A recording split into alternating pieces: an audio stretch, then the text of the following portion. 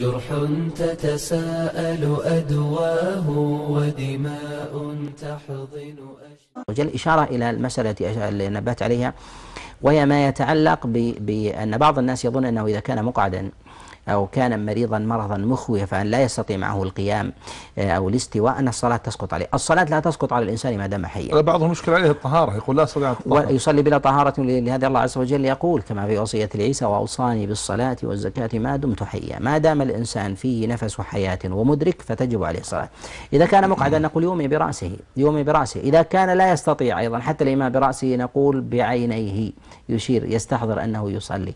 لا بد أن تكون الصلاة. بعض الناس يقول حتى الإنسان ربما يمنع حتى من كشف عينيه لشدة المرض مثلا، نقول يصلي بذهنه. لهذا الله عز وجل في صلاة الخوف أمر الإنسان يصلي ولو كان راجلا يجري وهو طريدا يستحضر الصلاة. كيف يصلي الذي يجري؟ ربما حتى بصره في حرب حتى في حرب ينبغي الإنسان أن يعلم أن الصلاة لا تسقط على الإنسان بحال ما دام من أهل التكليف ولو كان مقعدا. ولهذا الله عز وجل والاستقبال القبلة أيضا يسقط عنه حتى استقبال القبلة إذا كان والطهارة تسقط عنه إذا كان لا يستطيع أيضا ولا يستطيع أن يطهر فييمم بالتراب. إذا كان لا يستطيع أيضا ولا يجد التيمم فإنه يؤدي الصلاة على قول عامة العلماء. جرح تتساءل أدواه ودماء تحضن